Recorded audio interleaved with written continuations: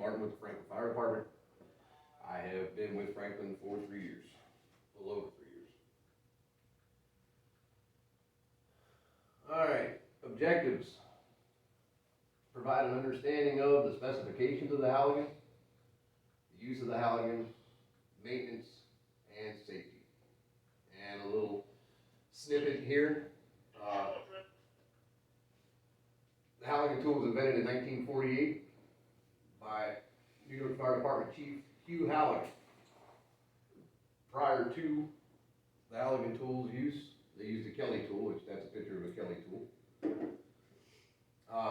Took 18 hours to make one tool by a blacksmith who just happened to be a member of the New York Fire Department. So, the New York Fire Department was not the first fire department to purchase the Halligan tool. It was actually the Boston Fire Department because they were afraid of a conflict of interest. Little piece, little something. All right, specs on the Halligan tool. Steel construction with chrome plating, which as you can see, a lot of them don't have chrome plating. We've had some here that are powder coated, I've seen. They have, some of them, I've even seen them with photoluminescent coating. But it's steel construction nonetheless.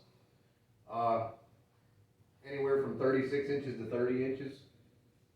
So your 36 inches, 11 pounds, and your 30 inches, 9 pounds. 3 working ends.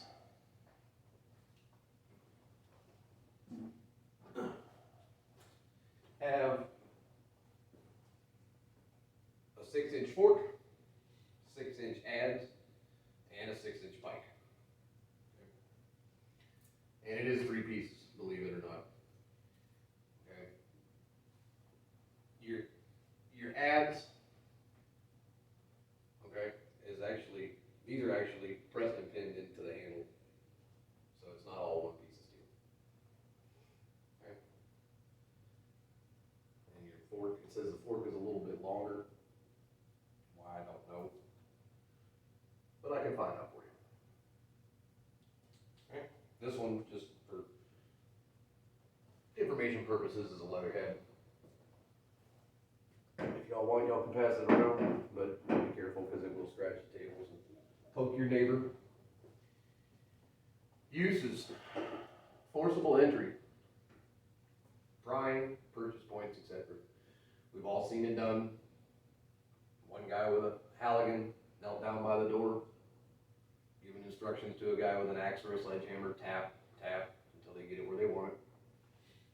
Generally used in conjunction with, as you can see there, a flathead axe. There's one bundled with one, same with the picture.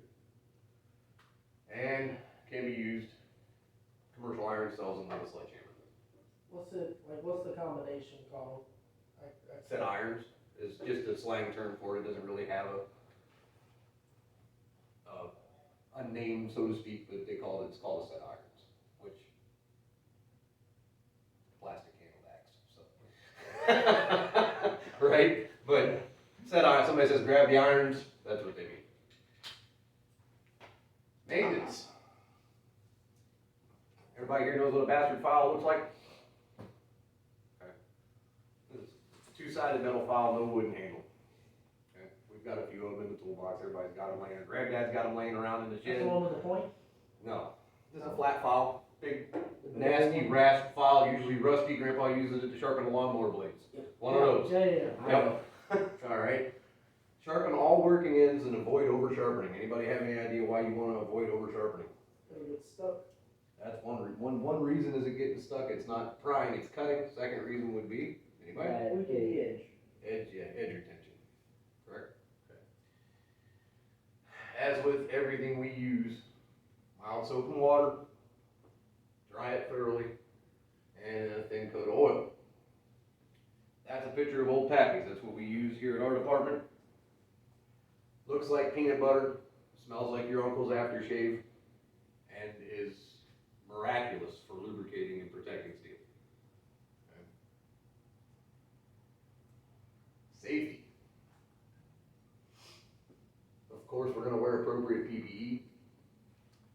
Minimum of helmet, gloves, and eye protection. Or, of course, you're going to go by your department's SOPs, whatever they tell you you have to wear. Full Full turnout SBA required when utilizing tool in an IDLH environment. What's IDLH? Anybody? Somebody? Immediate danger to life and health. Correct. Or when making entry into a possible IDLH. Okay. Check your surroundings prior to using your tool. That's not just with this tool, that's with any tool. If you're swinging an axe, if you're using a pike pole, if you're using a New York hook, if you're using anything. Quick little 360 to make sure that he's not walking up behind you about the time you get ready to swing. Not only that, probably a good idea to knock on the wall if there's guys interior. Make sure somebody's not in the hallway of the single wide trailer with 4-inch thick walls that you're about to swing something at. Ensure the tool's the right tool for the job. I have my own thoughts. This is one of those tools that it does have a purpose. Yes, it does. It has a specific purpose. It also has, it's kind of like WD-40, it has 101 uses. Okay.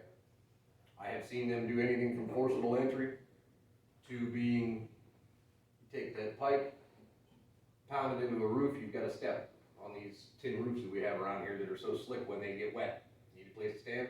Would have solved our problem that day, but I was holding you on the roof, so I couldn't go get you one. But you understand the idea. If you needed to get into that crawl space or be on that crawl space, you jam that pipe in the roof, you've got a place to put your foot that's not going anywhere.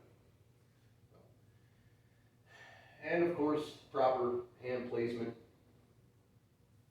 Let's face it, we're talking about steel on steel. It's not very forgiving, okay?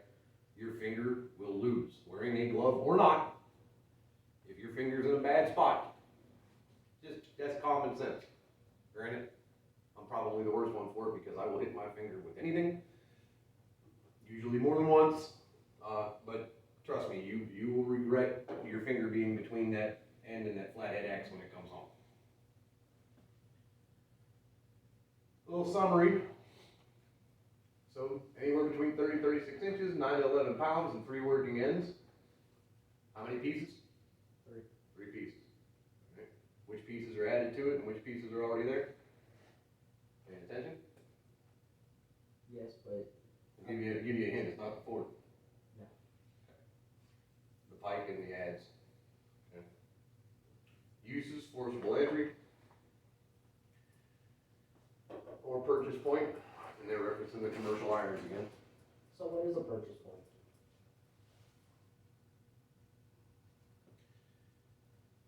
You want to take that one? That's a little bit over my Would head. it basically be where you give yourself enough room to be able to work something through? I'd have to look at the actual definition of purchase point up for you. Yeah, I'd have to look that one up. But I'll find out. That is a good question. Obvious maintenance, we're going to inspect them, we're going to make sure they're not cracked, bent. You can bend one of those. And preventive care just like anything else, you know. And safety, of course, PPE, you're going to watch your environment, make sure you have your correct tool, and watch your pinch points. That also goes, I'm talking about the irons coming home, you're also going to want to make sure that when you pry on the door, that your hand's not between the shaft of that Halligan and the door frame. Short, sweet, to the point. Any questions? No questions? All right. I do have a quiz. So, get y'all to take a quiz. We'll grade them and see how y'all did.